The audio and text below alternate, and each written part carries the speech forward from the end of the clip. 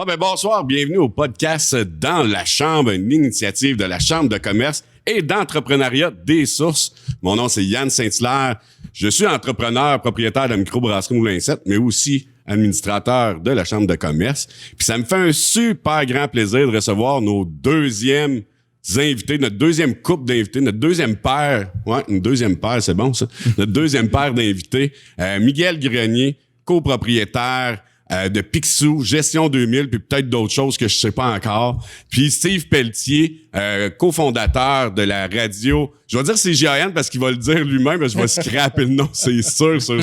C'est une nouvelle acquisition. Donc, bienvenue, boys. Hey, salut. Merci de l'invitation. Merci d'être là. Une belle petite soirée. Encore le concept du podcast, c'est facile. On jase, on parle de tout. On veut savoir votre parcours entrepreneurial, c'est sûr, mais on veut parler de vos hobbies, de vos plaisirs, de vos sports.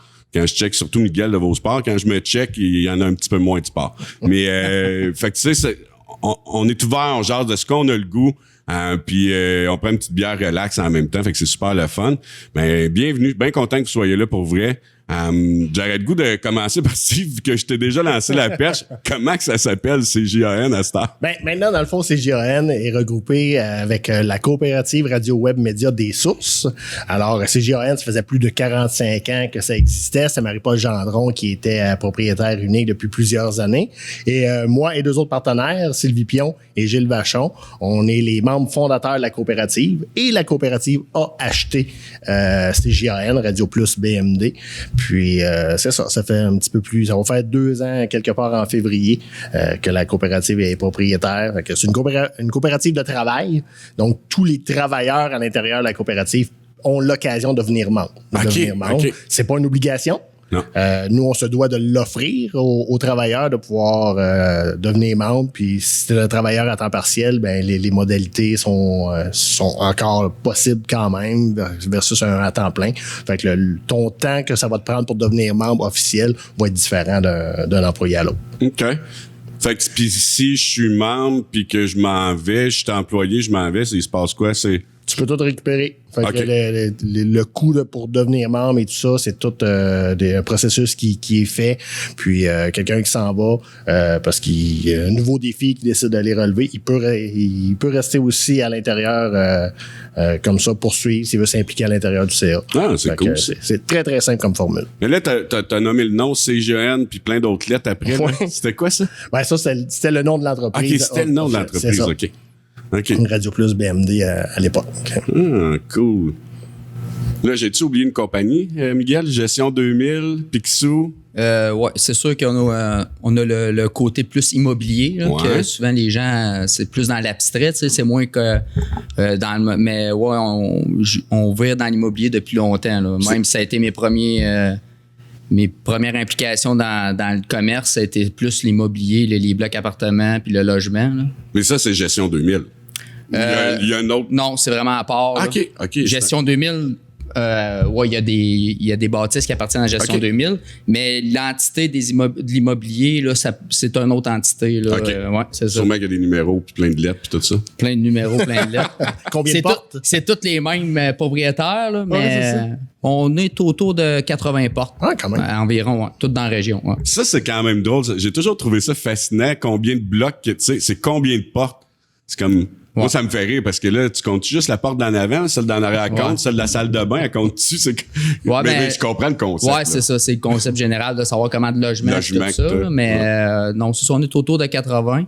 Puis très fiers, surtout de dire qu'on est vraiment dans la région à 100%. Tous nos logements sont ici. Là, surtout que les débuts, justement au début, quand on a commencé là-dedans, on a commencé quand que la ville allait... disons moins bien dans les pires années de la ville. Fait que souvent le monde nous traitait quasiment un peu de fou d'investir comme ça dans l'immobilier ici à Asbestos parce que il y avait absolument rien. On avait l'impression qu'on s'en allait dans un mur. Là. Ouais. Mais non, puis là, ben tu vois, on s'en va vers des jours meilleurs, je pense. Ouais, puis c'était un bet, là, on se le cachera pas. Puis tu sais, je te connais, puis je connais ton père, puis c'était un bet, là, je veux dire, quand ça va moins bien, ça coûte moins cher.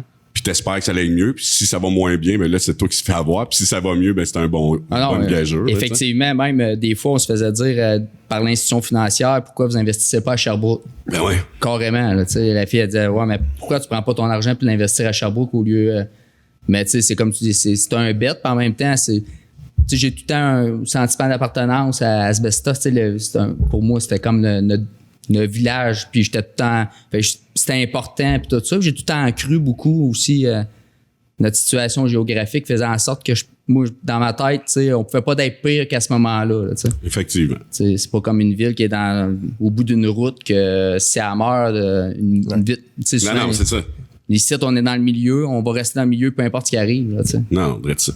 Puis, je pense à plein d'affaires en même temps. Là, mais j'avais comme c'est pas Val-Jalbert, mais tu sais, t'as pris des appartements, vous avez pris le guest, c'est tout. Là, tu parlais d'Asbestos, tu vas-tu être à l'aise de dire à Val-des-Sources? Oui, j'attends qu'officiellement ça soit annoncé. Ouais. C'est ça. Mais je pense qu'officiellement, ça va s'annoncer très bientôt. Puis comme ça va être diffusé après l'annonce, ben sûrement qu'on peut commencer à se pratiquer. Commencer à le dire, effectivement. Ouais, c'est vrai. Ça pourrait arriver. Ça devrait être bientôt. Ouais, on le souhaite en tout cas. On va essayer de se pratiquer.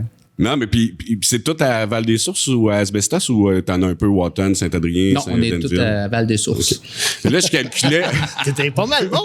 Ça va vite. Ouais. Je suis déjà rendu habitué. Ouais. On a déjà déménagé. Fait que là, je faisais le calcul de... Combien tu m'as dit de portes? 80, hein? Autour, ouais, 80. Fait qu'admettons, en moyenne, un 4,5, 4 x 8, 32, plus des demi, fait 40, ça veut dire que t'as un 360, toi, là. Meublé éclairé. T'es fort en main. Non, puis tu me parlais, moi, j'ai commencé dans le business, dans l'immobilier. Moi, tu vois, la première fois que je t'ai vu, t'étais pas dans l'immobilier, t'étais dans ton pick-up, dans le pick-up à ton père. Je travaillais au 3R, ton père était gérant, t'étais le directeur, t'étais jeune. Je sais même pas si t'étais dans... T'avais-tu l'âge de chauffer? Ça se peut. Je pense que oui. Ben oui. C'est sûr que si j'étais dans un pick-up. Oui, c'est clair. T'étais pas passager. T'avais-tu une moto? Non, hein? Non. Là, je te confonds, là, mais ouais, tu venais avec ton père d'un fois. Ouais, mais c'est vrai que, mais ça, c'était pas comme entrepreneur. Ouais, j'étais vraiment... j'étais étudiant dans ce temps, tu sais, aux études, tout ça, mais... j'avais déjà commencé avec mon père là, à faire prendre des petits contrats à gauche et à droite d'entretien de pelouse. Ouais, c'est vrai. Ça, c'est vrai. Tu faisais la pelouse là-bas. 3R, c'est vrai. Hein, j'ai travaillé là au 3R. Moi. Ouais, aux industries. Ça, c'était vraiment dans les débuts, t'as raison. Ouais. Moi, c'était ma première job de shop. C'est là la première fois qu'on s'est rencontrés. Moi, le souvenir que j'ai à part l'école, je pense, Steve, t'es 1 an ou 2 ans plus vieux que moi. Moi, j'ai 46, bientôt 47. Ouais, c'est ça. Fait que j'ai 44 en 2021, 47? Ouais. Ouais, c'est ça. Fait que je vais avoir 45 ans. Fait que t'as 2 ans, si je pensais. Moi, tu vois, le souvenir que je te connais en job, c'est chez Boisfranc Électronique. Je me trompe pas, hein? Ben, avant ça, j'ai eu Sport Giroir. Oui, c'est ça. Il y avait des vélos, il me semble, là-dedans. Oui, avec les fameux vélos de Sport Giroir. Dans le fond, moi, à l'âge de 12 ans, j'ai commencé à travailler au club de golf. Okay. Mon frère travaillait au club de golf ici à Asbestos. Puis là, je suis rentré là-bas, puis je ramassais les balles. Au terrain de pratique, on ramassait les balles. Puis après ça, quand j'ai arrêté mes études, là, je suis rentré gérant chez Sport Giroir avec Marc Giroir. Puis après ça allait tout le temps à côté de chez Boisfranc Électronique, qui est devenu du Moulin Électronique par la suite. Qui était juste à côté de Sport Giroir. Puis quand il m'a engagé, je connaissais rien à l'électronique. Même après, je pense... Non, c'est pas vrai. Non, là-dessus, j'ai eu un super bon prof avec Alain Coutan. Là. C'était une machine dans le domaine. Puis, écoute, ça, je suis bien content de ça. Il m'a fait expérimenter quelques volets techniques un peu plus, à l'installer des antennes paraboliques à l'époque, les Starcher, c'est Bell Express Vue. Puis moi, je suis pas manuel pour Saint-Saëns. Martin Matt, là, je me vois beaucoup en lui. Puis j'ai expérimenté des choses comme ça, aller réparer des antennes UHF qu'il y avait à l'époque, monter dans une tour de 40 pieds. Là. Ça, je vais plus jamais faire ça de ma vie. Mais c'est ça. J'ai fait le marché du travail réel là, à 40 heures semaine, Sport Giroir, puis après ça, du Moulin Électronique. Mais là, ça a été beaucoup ton aspect de développement de la vente, dans le fond, ton esprit de vendeur et tout. Là, j'imagine que, tu sais, aujourd'hui, tu veux pas, tu te sers beaucoup de tout ce qui est l'aspect vente et tout, là. Ben, exactement. Tu sais, chez Sport Giroir, ben, j'avais toujours été impliqué dans le sport, tu sais, au niveau du secondaire, partout, j'ai coaché, puis le sport, c'était mon dada. Fait que me retrouver chez Sport Giroir, ben, pour moi, c'était facile de connaître les produits dans l'ensemble des sports, ce qu'on appelait à Guenille aussi, les chaussures. Fait que j'ai toujours gravité comme ça. Après ça, du moulin électronique. Du moulin électronique, après ça, je suis parti tanné faire de la vente à un moment donné. Okay. Faire les horaires du lundi au samedi, les jeudis, vendredis soir de 9h, de 9h le matin jusqu'à 9h le soir, j'en ai fait les samedis. À un moment donné, j'étais bien tanné. Puis là, je me suis ramassé à l'époque pour Sani Royal, une compagnie qui faisait de l'entretien chez Magnola. Magnola qui était là à l'époque. Fait que là, je suis allé passer à la mop. Faire du nettoyage industriel. Puis au début, c'était le fun. C'était de 8 à 4. On était sur l'horaire de jour. Après ça, les dirigeants de Magnola avaient dit non, là, vous devez suivre les chiffres de Magnola. Puis là, on le renaît sur 2-2-3-2. Passant à mop à 2h de la nuit. C'était pas facile. Fait que, j'ai fait ça. Puis suite à ça, on avait été mis à pied parce que c'est différents budgets. Il y avait c'était cyclique un peu au niveau de chez Magnola. Puis là, je m'étais retrouvé au nettoyeur idéal avec Rénal Pellerin, qui était. Ça maintenant, c'est un nettoyeur des sources. Ouais, c'est ça. Que Hugues a racheté il y a quelques années déjà. Puis là, on avait l'entretien des vêtements chez Magnola. Fait que c'était le volet que je m'occupais. Fait qu'on allait chercher les vêtements là-bas, on les rapportait. Puis là aussi, à un moment donné, on cherchait un vendeur au Viandes Laroche. Puis Viandes Laroche m'avait approché, j'avais refusé. Puis après ça, ben là, je suis allé au Viandes Laroche, j'ai fait quelques années là-bas, puis encore là, un domaine que je connaissais pas du tout. Fait que je sais pas, probablement parce que j'ai une grande gueule puis que j'ai parlé de facile.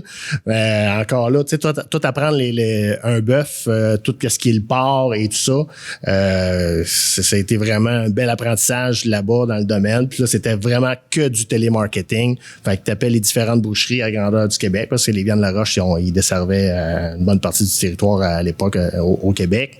Puis j'ai appris encore là sur le tas, je me suis occupé du volet de la charcuterie pendant un certain temps aussi.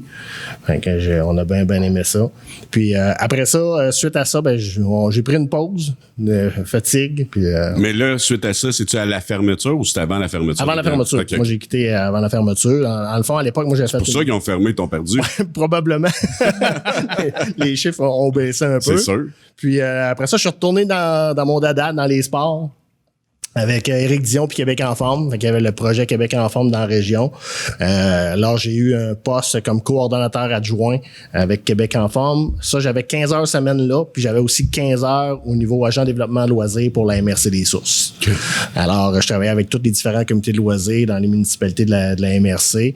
On avait différents projets, saines habitudes de vie, mode de vie physiquement actif.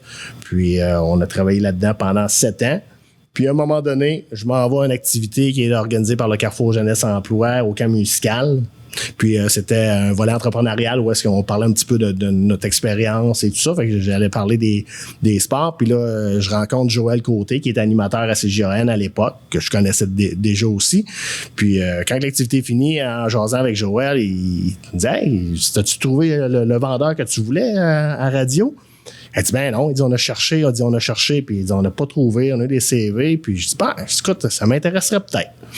Puis ça s'est fait en l'espace de 2 semaines, rencontre Joël, rencontre Marie-Paul à l'époque, puis pif pouf, rendu vendeur à la radio. Fait que maintenant, je suis directeur des ventes, puis on vend de la pub. Fait que je t'appelle pour t'achaler une fois de temps en temps. Miguel, c'est la même affaire. Je descends en bas, puis je vais le voir. Fait que, je peux te confirmer que t'es pas dans les intenses des vendeurs que je connais. Non. Même souvent, faut l'appeler. Ouais, c'est ça. T'es bien easy going. C'est bien le fun de traiter. Mais quand t'es parti de Québec en forme, puis loisirs et tout ça, c'était fini ou t'as juste quitté ton poste ou ça finissait bientôt? Ben, dans le fond, mon poste avec Québec en forme, c'est un poste à 15 heures semaine, puis on savait, quand ils m'ont engagé, le jour 1, on savait qu'à un moment donné, ce poste-là allait tomber. Okay. Puis là, on était sur peut-être un 6 à 12 mois qui restait à ce poste-là, et là, il y a une opportunité qui s'est pointée. Alors, j'ai sauté sur l'occasion de m'en aller à la vente à radio, puis je regrette pas mon choix. Non, hein? Puis il y a encore beaucoup de choses, même si c'est une courte histoire... depuis que tu es, disons, entrepreneur coopté, il reste encore pas mal de questions, mais je veux passer un peu à Miguel. Toi, ton cheminement, Miguel, c'est quoi? Moi, je me rappelle des pelouses, mais après ça, je t'ai perdu à quelque part. Là, comme j'avais perdu Steve après Sport son X+, pas son X+, mais Boisfrain électronique. Là, mais... Nous autres, dans le fond, moi, j'ai fait 1 an de cégep. Ouais. Puis j'avais été en administration puis tout ça. Puis t'as-tu été comme moi au cégep, t'as plus passé ton temps à manger de la poutine Stratos puis à sortir d'un bar ou... ça a été un mélange, mais une partie, oui, effectivement. C'était une grosse partie, c'était mais, ça. En tout cas, j'ai eu un anneau cégep à Sherbrooke en administration, puis je me rendais compte que dans le fond, ma passion, c'était peut-être justement ça, côté entrepreneur puis tout ça. Puis j'avais... c'est ça, je me sentais comme... Qu'est-ce que j'apprenais? Je sentais qu'un peu mon père pouvait me le transmettre direct, un peu sur le terrain. C'était vraiment ça qui m'intéressait plus, l'expérience sur le terrain. Fait que... fait que j'ai comme pris la décision de me lancer en affaires avec mes parents, mon père et ma mère. Fait qu'on est parti en affaires. Il y a eu d'un début gestion 2000, puis pas mal en même temps, il y a eu le 525 qui a fermé, puis le Rapido, le restaurant Le Rapido dans le centre commercial. On se rappelle de ça. Ouais. Fait que quand ça a fermé, les propriétaires, ils nous avaient comme offert si on voulait reprendre ça en main puis repartir. Fait que il y a eu ça aussi qui est comme parti en même temps. J'étais jeune, j'avais 18 ans. Fait qu'on a parti le bar MG. C'était tout de suite après? Ouais, c'était pas mal dans les mêmes années. Là. Tout arrivait en même temps, qui a fait que j'étais jeune, j'avais 18 ans, mais c'était comme déjà, ça allait vite. Là, ouais, mais là, fait t'as l'opportunité d'ouvrir un bar à 18 ans, man. Comment on le fait? On l'a pris. Fait qu'au lieu de boire à Sherbrooke, on a décidé de... T'avais le volet resto encore? Hein? Il y avait le volet restaurant. Ouais, il y avait le restaurant, le resto MG, puis à côté, il y avait le bar MG. Fait qu'on a comme parti ça, on a comme reparti ce volet-là, les deux. Ouais, c'est ça, c'est reparti. Là. Ouais, c'est ça. Parce que le 5 était où il y avait la pharmacie. Ouais. Fait que là, la pharmacie a switché, puis ça libérait le local d'Uniprix. Ça libérait d'Uniprix. Puis dans le fond, le 525 a fait le party, je me rappelle, on défonçait l'année le 31. Puis nous autres, début janvier, là, on commençait nos travaux. Tu sais, ça se transférait, ça allait vite. Là. Ouais. Puis c'est ça, on a parti le restaurant, le resto MG, le bar. Gestion 2000 était tout le temps là. Puis après ça, on a acheté la brasserie Le Match. Ouais. Ça s'est additionné aussi à ça. Fait qu'on avait la brasserie Le Match aussi. Après ça, on a parti le chez Oncle Picsou. Mais quand vous avez parti le bar, le MG, y avait-tu tout de suite le restaurant? Oui, les deux ont parti en même temps. C'était le restaurant déjeuner, il me semble. Au début, c'était vraiment un restaurant comme le Rapido. Là. OK, parfait. C'était vraiment familial. Déjeuner, dîner, souper. OK. Les étudiants venaient chercher le poutine. C'était-tu dans le local en haut ou c'était dans le même local que le MG? Restaurant dans le local en haut. OK, parfait. Puis le bar est en bas. Hey, le bar est en haut au début. Il y avait un petit bar en haut qui était peut-être plus une trentaine de places, là, 30 à 40 places. Puis c'était dans les bonnes années de Magnola. Là. C'était où on avait la vague Magnola. Ouais. Fait que, puis là, quand le bas est resté libre là, tout le temps après la fermeture de la pharmacie, là, maintenant, on a décidé de prendre le bar et de l'agrandir. Fait que c'est là que le bar MG est descendu en bas, qui est devenu ce qui est aujourd'hui encore, là, qui existe encore. Ouais. Mais puis après ça, le restaurant a grandi un petit peu en haut, mais... Moi, je suis allé passer des films, moi, là, en plus. Ouais, des fils de TV, je pense. C'est pas une job full pro, mais c'est pas grave. Ça a marché. Ma sœur avait ça marchait à l'époque, je pense. Ma petite sœur Marie-France. Ouais, d'un début. Ouais, c'est ça. Ouais, c'est vrai, Marie-France a travaillé dans le petit bar en haut. Ça, c'était vraiment au début, là, à l'ouverture, ouais. Comment ça s'appelait, donc? C'était le bar MG. Mais il n'y a pas eu une affaire de déjeuner? Ça a été après, ça. Mais c'était à vous autres aussi, là. Le déjeuner, ouais. Puis là, t'avais ta salle Coke parce que tu collectionnes ça encore, le stock de Coke? Je le collectionne plus, il a tout passé dans la salle Coke. Pour vrai? Dans la petite salle, ouais, ça décorait la salle, puis ça restait là ça après. Ça restait là à vie. Ouais, fait que, mais ouais, il y avait eu la salle à déjeuner. Ouais, c'est ça. Hein? Ouais, c'est vrai. Mais cette salle-là, c'était le bar MG au début, là. Et boy, tu vois, il y avait une machine à loterie dans le fond. Fait que c'était pas grand. Non. Mais c'était quand même des bonnes années où tous les ouvriers de Magnolia, puis tout ça, la ville, c'était des bonnes années pour les bars. Là. Ça a été, on a connu des très bonnes années ça a bien viré. L'époque des bars, ouais. Puis ça a changé beaucoup, là, on se le cachera pas, même aujourd'hui, puis dans n'importe quelle ville, là, mais la consommation, les parties, c'est pas mal différent. Là. C'est sûr, sûrement les villes universitaires, puis où il y a des cégeps, l'impact est peut-être un petit peu moindre, mais encore là, c'est comme... Hey, nous autres, on virait, c'était notre soirée, on arrivait là à 11h minuit, let's go, bon, on se saoulait tête, puis c'est le party. Et les bars, je me rappelle, justement, c'est ça, c'était du jeudi au, même le dimanche, on faisait des programmes à matin. Le bar L'Éponge à l'époque. Ouais. Avec Danny Brown qui avait ça. Qui était quelques-uns comme partenaires aussi, là. Ouais. Ben, frère Jacques avant, L'Éponge, puis là, nous autres. C'est ça. Mais tu sais, c'est ça, c'est comme, ça a changé beaucoup, là, comme tu dis. Tout l'alcool au volant à cette heure, tu sais, c'est... Mais tu sais, même juste à voir, tu sais, comme l'esprit, mettons comme ici, on vient boire une bière, manger, puis tout ça, puis tu sais, vers 11 heures, le bar, automatiquement, tu sais, les gens partent à d'autres choses, puis tout ça. Avant, le monde commençait à l'éveiller à 11 heures.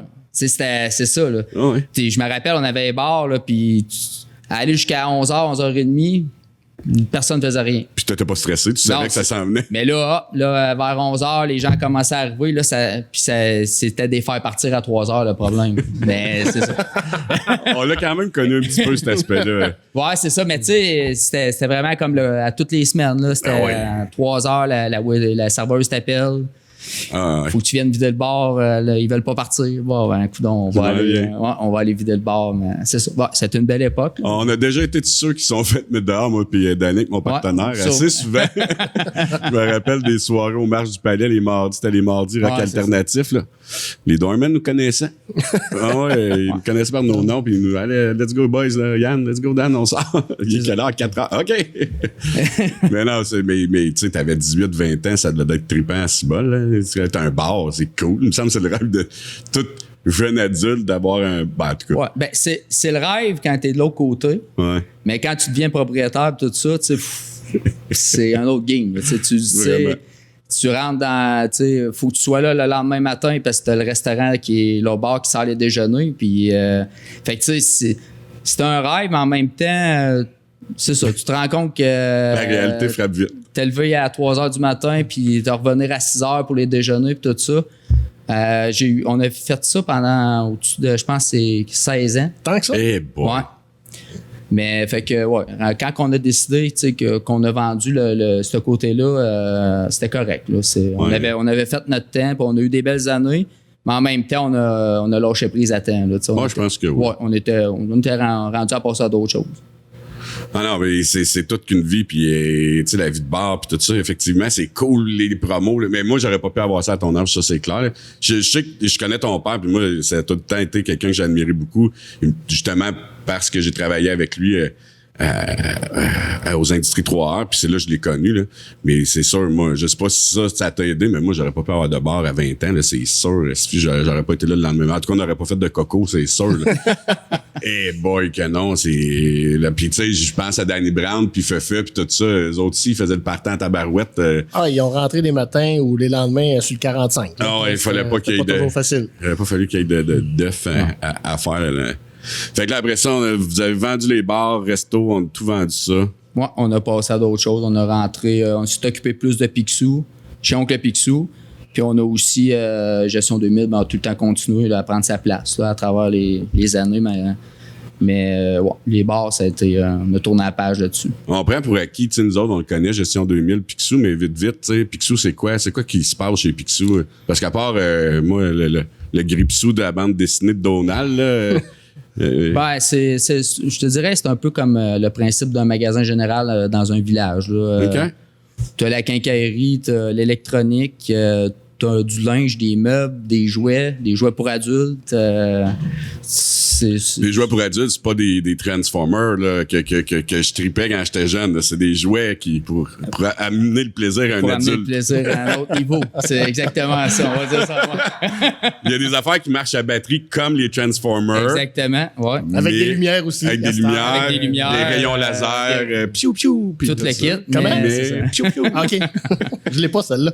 C'est ça. Fait que, c'est piou-piou. Cet effet, hein? Ouais. J'ai aucun jouet qui a cet effet-là. Non, hein? Non. Je pense pas, en tout cas. Ça m'a jamais été raconté. Piou, piou, piou, piou. Mais, ouais, fait que c'est... Puis, il n'y a pas un côté aussi un peu... comment on appelle ça? Punch-up en français, c'est comment? Ouais, c'est ça. C'est, dans le fond, les gens viennent... Comment ça s'appelle en français, Carrick, un punch-up? Presse-sur-gaz. Un presse-sur-gaz, oui. Ouais, c'est un peu un des principes du magasin. Là. Ouais, c'est ça. Les gens viennent souvent quand ils ont des moments un peu plus soit difficiles ou ils viennent nous vendre. Nous autres, c'est de l'achat-rachat qu'on appelle. Ouais. Ils viennent nous vendre quelque chose. On leur promet de leur vendre à une date. Puis ils ont tant de temps pour venir le chercher. S'ils ne veulent pas venir le chercher, bon, on en revend usagé à une autre personne plus tard. Il y en a qui pensent, puis qui décident, en fin de compte, j'ai pas vraiment besoin. Ou on leur met ses tablettes. Puis ça passe à un autre, puis c'est ça. Ça doit être quand même weird.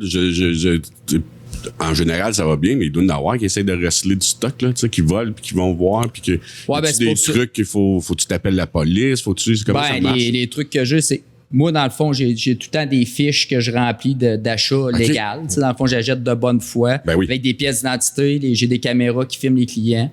Les clients ils viennent vendre. Puis souvent, les polices viennent, puis je les ai aidés à résoudre, mettons, un vol ou... tu sais, moi, si le policier vient puis il dit il y a eu un vol dernièrement d'outils, t'as-tu tel outil qui est rentré? Je check dans mes fiches, puis si je l'ai, ça me fait plaisir. Je donne la fiche au policier. Puis là, toi, tu perds ton stock, par exemple? Ça dépend. Ça dépend des... mais ça il y a des trucs, c'est ça que tu veux dire? Non, souvent, j'ai perdu, mais légalement, vu que je l'achète de bonne foi, je serais en... Sans mesure de le garder? Je serais en droit de le garder. Okay. Mais sauf que j'ai perdu du stock souvent parce que j'aime mieux le laisser aller, mettons, que d'aller me battre pour... parce que moi, dans le fond, j'ai jamais acheté de quoi en sachant qu'il était... Tu sais, si la personne vient me vendre un bijou, ben je l'ai pas acheté parce que je pense qu'il est volé. Je l'ai acheté parce que la personne vient me vendre un bijou. Tu feras pas de business longtemps si t'es là-dedans. C'est ça, fait que... T'as pas moyen de le vérifier non plus. Mais tu sais, non, c'est ça. Fait que ça arrivé, j'ai comme ordonné le stock au client, puis j'aime mieux que ça repasse à une autre affaire, là, mais légalement, normalement, j'aurais le droit de le garder vu que je l'ai acheté de bonne foi, mais ça se réglerait en cours. Mais là, tu sais, souvent... Ouais, puis on est dans une petite ville. Puis c'est un autre... La réputation est quand même importante. Là, puis c'est quand même une entreprise qui... Moi, à mes yeux, je pense essentiel parce que, tu sais, je sais que vous dépannez beaucoup de monde puis que, tu sais, c'est pas tout le monde qui a une gestion financière nécessairement saine ou qui arrive. Puis, tu sais, d'avoir ce petit coussin-là d'un fois, cette petite aide-là de pouvoir... Tu sais, il faut pas oublier que si tu vas à la caisse populaire pour t'emprunter 40$ parce que t'as plus d'argent pour nourrir tes jeunes pour finir les 3-4 jours, ils vont te dire non. Non, je veux dire, ça va être so bad, trouve-toi une autre solution. Fait que, tu sais, pour certaines personnes, ça peut paraître toujours l'image du gars qui c'est parce qu'il veut avoir de la drogue puis qu'il veut vendre, mais tu sais, c'est pas ça là. Non. Puis même j'ai dépanné des gens que souvent les gens pourraient même pas penser, mais tu sais, des moments difficiles, personne qui est à l'abri de ça. Jamais quand ça peut arriver. Il y a jamais personne qui peut savoir quand ça va y arriver. Puis quand ça t'arrive, ben faut que tu aies des solutions, puis souvent ben des institutions financières standards et tout ça, eux autres, ils ont des barèmes. Puis si tu y vas pour un prêt de 50$ juste parce qu'il te manque, ils vont te dire, ben là, écoute... non, oublie ça. Fait que, tu sais, je pense, oui, effectivement, ça peut aider dans des circonstances que des fois, on peut pas s'imaginer vite fait, là, mais du monde qui a des mauvais moments, là, ça peut être n'importe qui.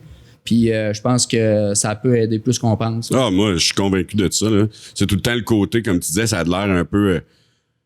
tu sais, le prêt sur gage, ça a l'air un peu criminel, pis des affaires de même. Ouais, mais non, je pense que c'est un nécessaire, puis c'est pas pour rien qu'il y en a partout, là. C'est parce qu'il y a une demande, il y a un besoin, puis tu sais, c'est cool, puis tu sais, ça rend un service aux gens en soi, puis c'est le fun parce que chez Picsou, t'en as toutes les gammes. Tu disais les meubles, t'as du usager, tu sais, quelqu'un qui est peut-être un petit peu moins fortuné ou qui commence ou qui, tu sais, il est jeune, il vient d'aller en appart ou qui il veut juste se reprendre en main, mais tu sais, t'es capable d'aller là pas mal, trouver ton compte sur pas mal tout. Puis, dans les meubles, un peu, je sais pas, tu sais, dans le temps, il y avait Ressources Meubles qui existait. Ouais. Là, ça a fermé. Ouais. On a comme un peu repris ça, un peu les meubles usagés, parce qu'on s'est dit justement le côté, tu sais, dépannage, tu sais. Ouais. Fait qu'on a repris ça, là. Après ça, il y a eu sur la première avenue qu'ils ont comme voulu reprendre le côté le plus communautaire des meubles. Tu vois, là, ils viennent d'arrêter le service La pour ressourcerie. la ressourcerie pour plein de raisons. Tu sais, c'est pas évident le côté meuble parce que souvent, ça prend beaucoup d'espace. C'est beaucoup de gestion. Ça prend comme eux autres, ça prend des bénévoles pour manipuler les meubles. Les camions, tout ça. Fait que souvent, juste ce côté-là, les organismes vont s'essouffler à long terme à tout manipuler ça et tout ça. Fait que comme là, ils nous ont appelé, il y avait comme des places à vider qui avaient accumulé des meubles. On a vidé les entrepôts. Mais le côté meuble usagé, ouais, ça peut, souvent, ça l'aide beaucoup. Là, la personne qui se sépare, qui repart, que tout d'un coup, justement, il faut qu'elle remeuble son logement parce qu'elle vient de se séparer ou c'est pas tout le monde qui a moyen d'acheter des meubles neufs. Non, pas en tout. Là. Fait que, qui peut le faire non plus. Ouais, c'est ça. Puis même souvent, on a des beaux meubles usagés, puis il y en a du monde qui.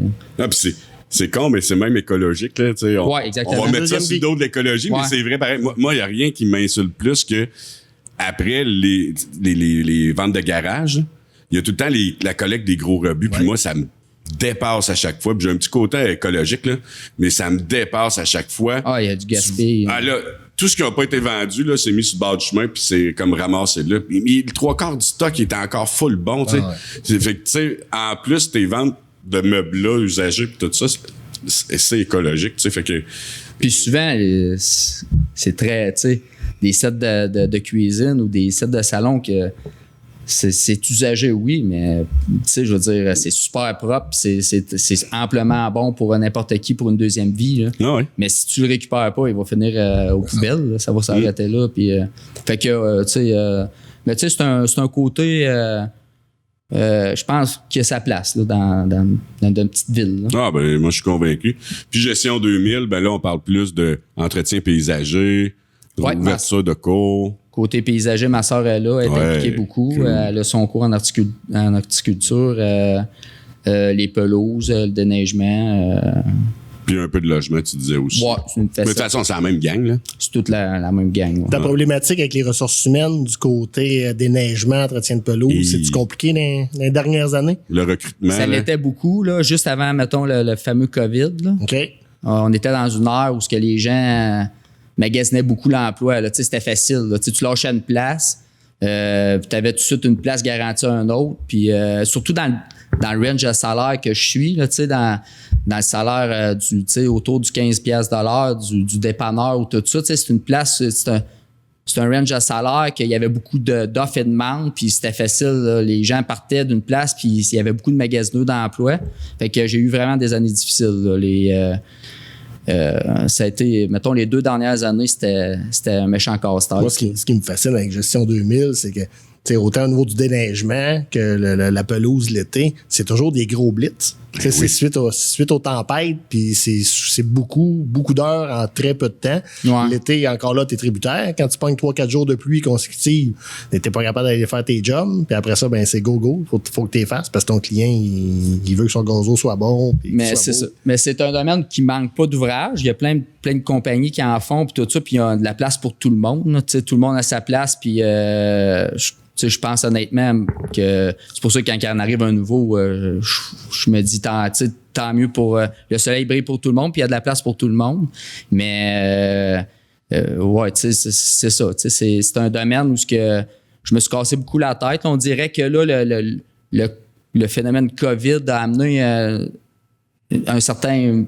petite stabilité là, ce côté-là. Le monde sont peut-être moins magasineux de job là, juste pour dire je pars de là pour aller voir si ça va être plus vert ailleurs. Là. Mais c'est ça.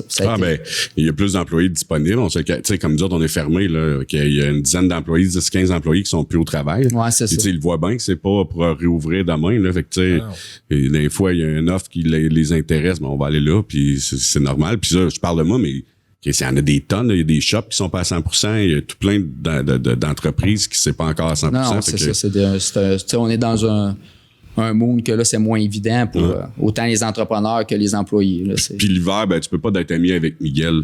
C'est impossible. Parce que tu veux faire de quoi avec lui, c'est tout le temps. Oui, mais ça dépend s'il y a une tempête. Ça dépend, c'est de la neige. C'est comme tout le temps ça. C'est tout le temps même, ça a tout le temps été de même. C'est comme, tu le prends s'il n'y a pas de neige. À soir, c'était, quand je l'ai appelé, ça te tente-tu? Ouais, s'il n'y a pas de neige. Et voilà. Alors, on est chanceux, il fait juste frette, là. Mais, puis, je vais revenir à toi, Steve. Écoute, tu sais, ça doit être un trip. Tu sais, je parlais d'un trip de jeune, d'acheter un bar, mais, tu sais, acheter une radio, c'est quand même très cool, là. Moi, c'est le genre d'affaire, tu sais, c'est pas pour rien que j'ai lancé l'idée du podcast avec les boys, puis de l'animer. Moi, il me semble que c'est cool, ça. Ça a tout le temps été de quoi qui vient me chercher. Il me semble que ça doit être le fun, ça. Quand j'ai commencé à travailler à la radio avec Marie-Paul puis Joël, tu sais, Marie-Paul, elle disait, tu sais, je commence à y penser avant. Puis, il faisait plusieurs années qu'elle avait ça. Puis, moi et ma collègue Sylvie, on avait commencé à regarder. Puis, au niveau des différents programmes, puis tout ça, puis, tu sais, monter le plan d'affaires, puis là, on était là, bon, dans quoi qu'on s'embarque, là, tu sais, on a-tu le temps, hein, tu sais, des jeunes enfants, moi, à la maison, Sylvie aussi, c'était pareil, mais on gardait l'idée, puis à un moment donné, Marie-Paul, elle dit, il y a quelqu'un qui serait peut-être intéressé à faire partie du projet avec vous autres, puis c'est là qu'on a rencontré Gilles Vachon, qui est l'un des partenaires, puis c'est ça, on avait sensiblement la même vision au niveau de la radio. Puis là, on a fait OK, go, on part dans l'aventure. Fait que Gilles a été pas mal le chef d'orchestre là, au niveau du plan d'affaires, regarder les différents bailleurs de fonds. Quelle formule? Est-ce qu'on fait juste acheter? Est-ce qu'on y va en formule coopérative? Puis là, pendant ce temps-là, il faut que la radio poursuivre là aussi. Là. Tu peux pas arrêter le fonctionnement. Mais moi puis Sylvie, on travaillait beaucoup à ce niveau-là. Puis à force de faire toutes les démarches, puis de faire ça, on a fait OK, go, on embarque dans l'aventure. Fait que, tu sais, moi, je crois beaucoup à la radio. C'est le fun d'avoir un média local ici dans la région. On est chanceux, vraiment. C'est vraiment un plus. Puis, tu sais, j'adore faire la job que je fais au niveau des ventes. Puis, ça fait longtemps que je suis dans le coin. Comme fait que l'ensemble des clients, je les connais tous. Fait que pour moi, c'était facile. Puis c'était vraiment intéressant. Sylvie, tout le volet des nouvelles, elle est journaliste de formation. Alors, on a fait de go, on y va dans le projet. Puis on voulait essayer d'aller de l'avant avec la radio, donner une nouvelle couleur, donner notre couleur à nous autres, faire des modifications comme ça. On a fait aussi l'achat des panneaux numériques qu'on a installés, un à Denville, puis un aussi à Asbestos, question de diversifier les revenus. Puis, écoute, là, on tripe avec ça. Il y a quelques années, un matin, un automne, il faisait vraiment pas beau. Je suis rentré travailler comme à tous les matins à la station. Puis, en rentrant, j'ai sacré. Tu sais, là, maudite température de... T'sais, avec là, mon Joël qui est en animation, il fait Steve, viens t'incite. Fait que là, tu traverses au bar puis on pogne le micro. Fait que là, on rentre en ondes. Moi, j'ai aucune idée qu'on va rentrer en ondes. Puis là, comme ça, il fait pas beau un matin. J'ai chaud. Fait que c'était ton baptême. C'était mon baptême. Puis après ça, c'est ça. Ils m'ont intégré tranquillement, pas vite, à faire des interventions. Fait que j'ai pas... je ne suis pas un animateur, mais j'aime bien ça les jaser un petit peu. Fait que là, tous les matins, je fais une petite chronique de sport. Des fois, je vais enrichir des publicités parce que le temps presse, on va faire ça, plus les petites chroniques des anniversaires. Fait que, tu sais, le côté animation, j'aimerais éventuellement avoir une émission, mettons, peut-être à toutes les semaines, plus complète. Mais ça, c'est dans différents projets dans nos développements. Fait que, on aime bien ça. Fait que c'est vraiment trippant. Puis, tu sais, apprendre aussi tout le domaine de la radio. Tu sais, moi, j'ai pas eu de formation en communication. Fait que j'apprends vraiment sur le tas. Au niveau des ventes, c'est une chose, mais après ça, là, comment gérer tous tes pitons, puis comment ça fonctionne. C'est facile de s'installer en arrière d'un micro le matin comme je fais, là. Mais quand je vois mon animateur qui gère tout le programme informatique, tu rentres en ondes, c'est des blockspots qui s'en viennent, c'est tout... Tu vois, de là, tu sais, comment que je suis wise, hein? Tu sais, une équipe technique, après ça, c'est comme... Il n'y a pas de stress, on n'est pas obligé de regarder ce qu'on dit, on peut sacrer, on boit de la bière, il n'y a pas de format, j'ai pas besoin d'avoir de cours en communication, et même si je dis des tirs, puis peut-être, puis ouais, puis c'est pas grave ça, tu sais, c'est pas fou, le podcast, c'est simple. C'est la version paresseuse de la radio.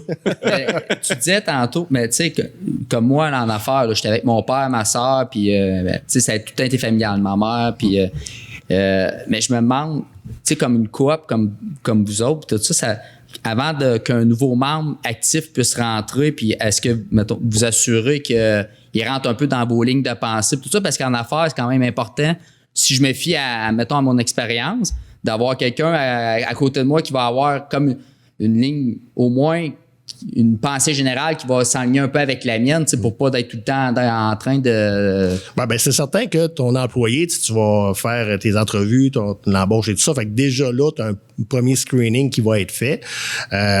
Puis après ça, ben c'est un membre, un vote. OK. Puis ça fonctionne comme un conseil d'administration par la suite. Alors, si, je sais pas, moi, Miguel, tu travailles pour nous autres, puis tu souhaiterais mettre en place une chronique XYZ, mais ça va être amené au conseil d'administration, puis c'est l'ensemble, puis on va voter. Puis à un moment donné, ben, tu sais, c'est une formule qu'on a adoptée. Est-ce que l'ensemble des décisions vont toujours être celles que je souhaite? Probablement pas. Là, on n'est pas beaucoup dans la coopérative et éventuellement, on espère que ça va prendre de l'ampleur, mais c'est ça. C'est un principe, un membre, un vote, puis c'est bien correct comme ça. Ça l'assure qu'il n'y ait pas quelqu'un qui prenne le contrôle. C'est ça. Ouais, c'est ça. C'est ça. Puis tu sais, ce qui va être le fun aussi, c'est que quand Steve va être tanné ou peu importe, quand je vais être rendu à ma retraite, ben on assure une continuité. T'sais, la coopérative, elle va rester. Mes parts à moi, je vais être capable de les libérer, mais c'est pas on vend la radio puis tout s'en va là-dedans. Ah, fait que c'est la pérennité de la radio dans la région aussi qu'on souhaitait avec la formule coopérative.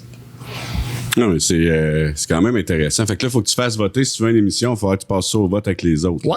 Fait que là, il faut que tu leur vendes la sauce Tu travailles ça tranquillement. Mais vendeur, c'est pas un problème pour vous. Ne pas se poser. Fait que si t'es à commandite, j'ai plus de chances qu'ils disent oui. Fait qu'on se parle tantôt. Tant qu'il y a de la bière, là, c'est ça qui compte.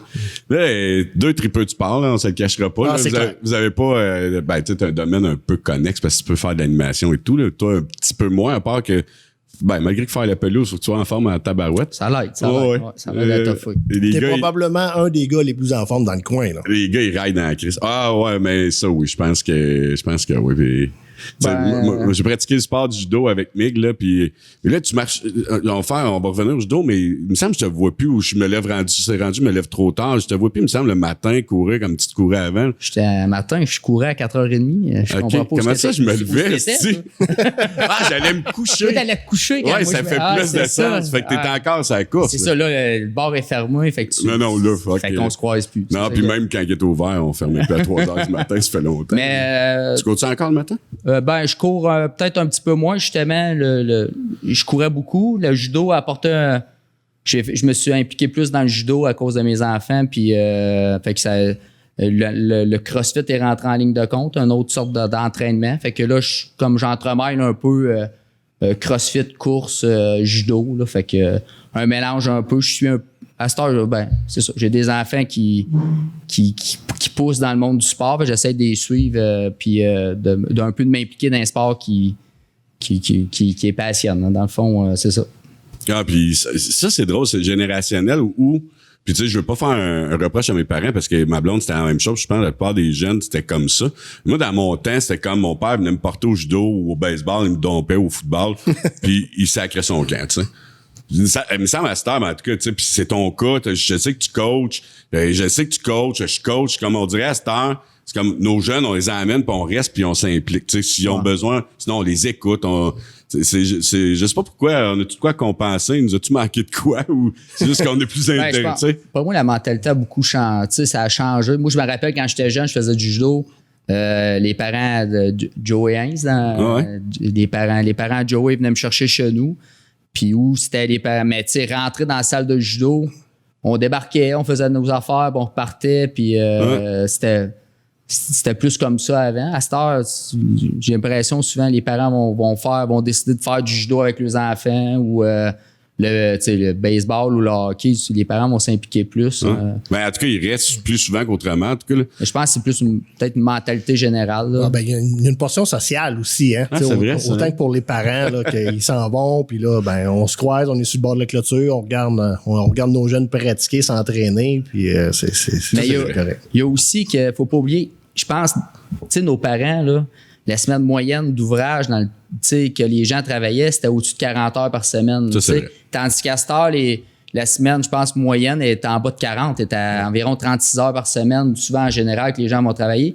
Pourquoi? Parce que justement, je pense que les gens ont pris une décision de côté familial était plus important. Puis ça, on l'entend dans tous les domaines. Là, peu importe le domaine, le côté familial, puis ça va être une priorité versus souvent, le travail va...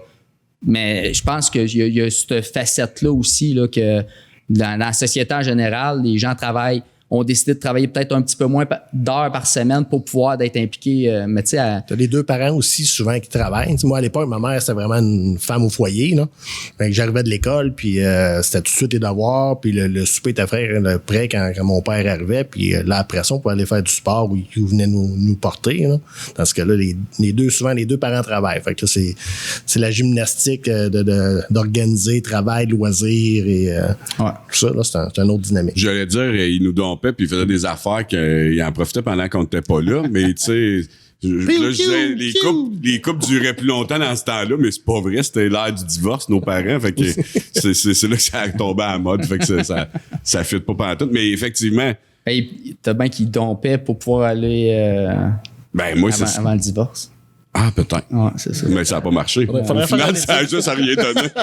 Au final, ça n'a rien. Mais c'est vrai que Mick, t'es un des gars en forme ici. Moi, j'ai fait du judo avec, puis il y a une anecdote, je suis super fier parce que Mick, il est compétitif, là. C'est quand tu te bats avec, il est tête en crise, puis c'est bien rare qu'il fait les choses à moitié, là. Si je le fais dans le fond, comme en entreprise, j'ai l'impression que c'est tout le temps pareil, tu sais. Il se donne à 100 000 % tout le temps. Puis au judo, c'était ça. Puis des adultes, on n'est pas beaucoup qui faisaient du judo. Il y a un moment qu'on était beaucoup, là, mais en dernier, on n'était pas beaucoup. Puis moi, tu sais, fumeur, pas trop en forme, un peu de surpoids, tu sais. Miguel, top shape, 10-15 ans, plus jeune que moi. T'as quel âge? Moi, j'ai 40. Oh, pas 10, 15. T'as 40? Ah, ouais. Chris, ça aurait dit 32. T'es pas si en forme que ça, finalement. Non, ça me diminue encore plus. Moi, ça veut dire que je suis crissement pas en forme. J'ai 40. OK. Fait que 4 ans plus jeune, puis on fait du judo ensemble, puis on fait une compétition. Je suis fier, je le compte à tout le monde. Tout le monde connaît Miguel, que je me vante de ça. Puis je sais pas s'il s'en rappelle, là, mais tu m'avais clenché? Non, pas calvaire de Chris, non. Je me souviens pas de ça, moi, Non. On peut le dire. J'ai même pas cette ambition-là de te clencher. Commence à me demander. Tu vas voir que mon échelle de satisfaction n'est pas si haute que ça. On fait une compétition, puis on est 2 groupes. Puis, il faut éliminer notre adversaire. Puis, tant que tu gagnes, t'élimines les autres. Tu restes là comme sur le tapis. Le roi du tapis, là. Un peu, mais en équipe. OK. Fait que, admettons, on est 4 de chaque bar. Puis là, il y a, je sais pas moi, n'importe qui, Monsieur X qui est là, Monsieur Y dans mon équipe. Après ça, il y a Mick, puis après ça, il y a moi. On est 2e de chacun de notre équipe. Fait que là, Monsieur X ou Monsieur Y, il gagne. Sûrement, c'est mon équipe qui a gagné. Là, après ça, c'est Mig. Puis Mig, il torche tout le monde dans mon équipe. Je pense même qu'en tout cas, lui puis le Sensei, c'était pas mal égal. J'aurais peut-être même gagé un peu sur Mig, mais en tout cas. Jamais. Ah non, t'as jamais battu Charles? J'ai un grand respect pour Charles de ce côté-là. Je pense que... En tout cas. J'oserais pas dire que je le bats. T'es trop bon. mais dans ce type de combat, en tout cas. Puis là, tout le monde avait peur de Mig. Là. C'est comme si personne bat Miguel, on perd, c'est sûr. Okay. Il nous clenche tout. Puis de toute façon, Charles ne se battait pas dans ce concours-là. Mais si ça finissait nul, parce que c'était 1 minute et demie, si ça finissait nul, les 2 étaient éliminés. Pas fou, le gars. Ah, je m'en rappelle. Là. Ma seule fucking option, c'est que ça finisse nul. Je vais profiter de mon poids. Fait que, écoute, ça a commencé, je l'ai pogné, je l'ai couché sur moi, je l'ai mis entre mes jambes. Là, un moment donné, il s'est tanné, puis il rageait, je le sentais. Là, il m'a levé. Quand tu le lèves, ben là, on recommence. Même si l'affaire recommence, je le pogne dans le collet, je le rentre dans mes jambes. Ça avait fini nul. Ça a fini nul. Un combat défensif. Ça m'en revient, là. Mais pour moi, c'était une victoire, tu comprends? Puis pour mon équipe, c'était une victoire, parce que s'il passait, c'était fini, là. C'était fini. Fait que ça, je le compte à tout le monde. Tout le monde qui parle de Mig est en forme, qui est fort. Je dis, oui, mais. Ça a fini nul. J'ai quand même réussi à aller chercher une nul à Miguel. C'est quand même très cool, ça. Fait qu'il faudrait remettre ça, on va essayer de. Je fais les clés du dojo, toi. Ah ouais, moi, n'importe quoi. Tout de suite après le podcast, on peut descendre, on peut faire un rematch, là. C'est pas COVID. OK. On peut pas se battre avec un masque. Non, ça, c'est vrai. J'ai plus de judogi. Non, le pays, j'en ai encore. J'ai mes 2 judogi. Mais, il ferme moins. Hey, on fait, moi, genre, dans la trentaine, je fais ça, puis je me remets en forme quand même pas pire, tu sais. Puis je faisais un entraînement d'arts martiaux mix en même temps avec ma blonde, puis je faisais judo, puis je m'en revenais pas. Pour un fumeur, là, j'étais pas si pire. Puis là, j'ai arrêté, puis j'ai recommencé 2, 3, 4 ans après, puis c'est là que là, on était beaucoup moins. J'étais avec Miguel, entre autres. Mais là, écoute, pas en forme, pas en tout, là, tu sais, mais j'ai rien fait. Puis un des exercices qu'on fait, c'est on fait une roulade arrière, tu sais, sur ton épaule, puis tu viens toucher avec tes pieds, puis tu te repousses. Pas capable de la faire, man. Hey, pas capable de ça. Ça a de l'air con, tout le monde va OK, mais non, pour moi, c'était de l'orgueil. Hey, là, je vois tout le monde. Tu sais, t'as plein de jeunes avec toi en plus, c'est comme.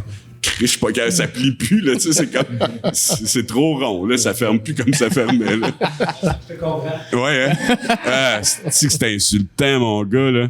Mais ouais, c'était mon retour au judo, puis j'ai juste fait une année cette année-là. Mais on était pas beaucoup aussi, puis j'étais moins en forme, puis les gars t'es top shape, là, fait que. Puis là, comme t'es 4, admettons t'es 8, t'as 4 équipes, si toi t'as goût, tu sais, puis Charles, il est vraiment cool comme sensei, là, il est vraiment hot. Ouais. C'est comme si t'as pas le goût, fais-les pas, si c'est trop, fais-les pas. Ma crime, la plupart des gens qui font des sports de compétition, on est orgueilleux, puis on est compétitif, hein, fait que c'est comme. Puis là, t'es 4 coupes, t'es 4 paires dans le fond, tu sais. Fait que si toi, tu décides que tu te bats pas ou tu fais pas l'exercice parce que t'es brûlé tête, mais tu pénalises quelqu'un, là. Il y en a un qui va être assis à côté de toi, qui fera pas l'exercice parce que tout se passe à coup de 2, là, tu sais. Tous les exercices, les combats, les jeux, on est tout le temps à coup de 2, fait que fait que là, t'as pas le choix, là. Là, tu le refais, puis là, t'as l'orgueil aussi, là, puis là, tu te donnes. Mais écoute, t'as plus l'âge de te donner, là. Ben, en tout cas, dans mon cas, là.